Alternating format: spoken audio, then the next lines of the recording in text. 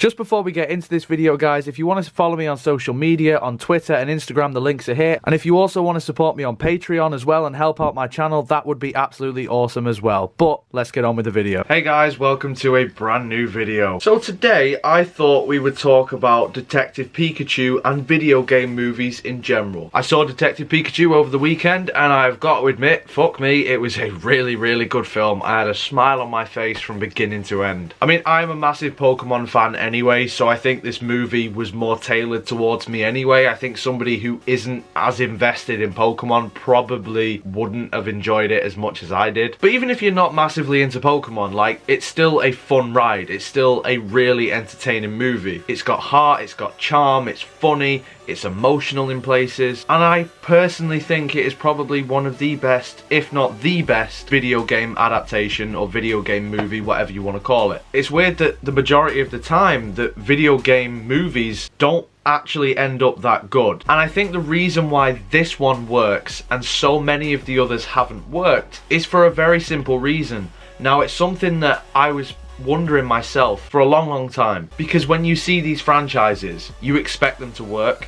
A lot of these games have such rich histories and backstories to them. A lot of them are steeped in nostalgia as well, so people will be thinking, oh, I played that as a kid, I'm gonna go and watch the movie. But for some reason, something didn't click, something didn't register, and it wasn't until I saw Detective Pikachu that I realised exactly what it was that didn't click. And I personally think that Detective Pikachu should be the template for future video game movies. When you look at an Assassin's Creed or a Tomb Raider or any of the other video game movies, World of Warcraft is another one, you lose something from that compared to the game, because obviously when you are playing the game, you are a certain character.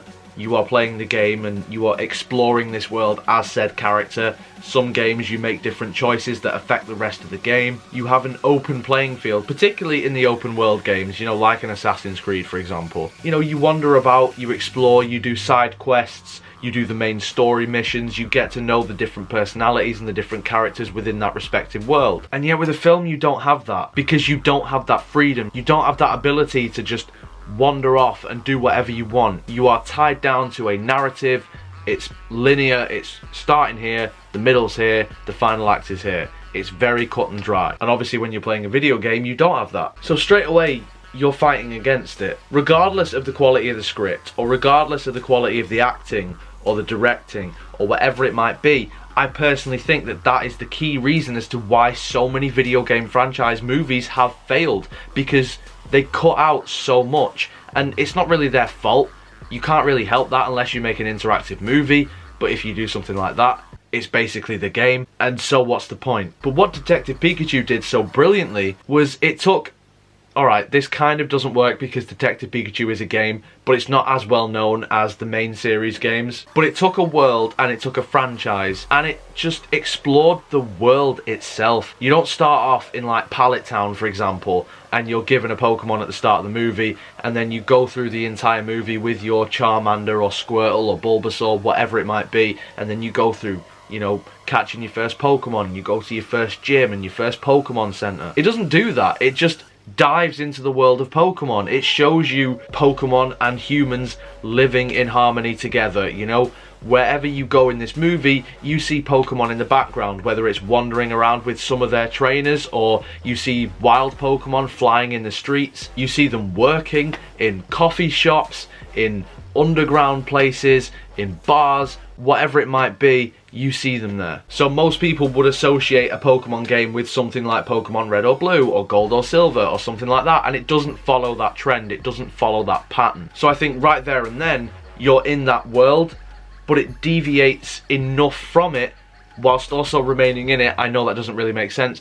It does to me. But it does that in a way where it gives you the nostalgia, it gives you the, oh, do you remember this one? Oh, do you remember that one? This is a hint to a game, this is a reference to this. But you as the audience don't really lose anything. You don't lose that experience. You are still exploring this world like you would do in the game, but it's a movie. And because they found that balance, I think that's really what studios need to do in the future. I don't care what the franchise is.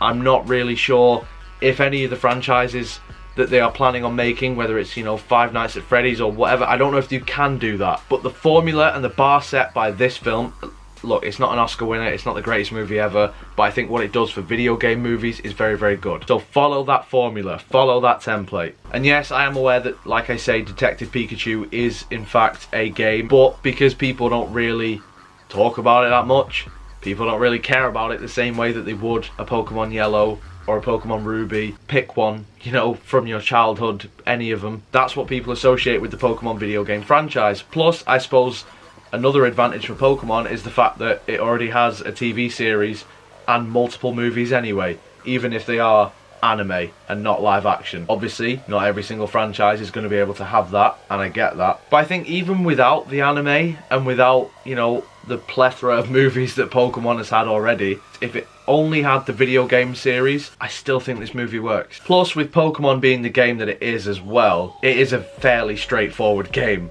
So any deviation on that formula will work. All these other games, you know, they're so, especially modern versions of these games as well, like, they are so interactive and they are so immersive that you lose more than you gain if you make a movie out of it. And going forward for video game movies, that's what I want to see. I want to see more of that. I want to see more deviation. I want to see more world building and exploring, because that's what you would have done in the game, but you don't really lose out on not being the person who chooses to go where, if that makes sense. Take the concepts and the ideas that that world in the game presents and put them on the big screen. I hope this starts something, because I'm really sick and tired of getting excited for a video game movie and then watching it and thinking, yeah, this was another crap one, wasn't it? So I was so relieved that Detective Pikachu was actually a pretty decent movie. But going forward, guys, what do you think? Do you agree with what I'm saying? Have you seen Detective Pikachu? Did you like it? Did you not? Whatever it is, let me know in the comments below. If you enjoyed this video, make sure you leave a like on it. Subscribe for more. Social media and Patreon links will be in the description below, so if you would follow me on any of those, then I would absolutely love you forever. But until next time, guys, you take care of yourselves. Goodbye.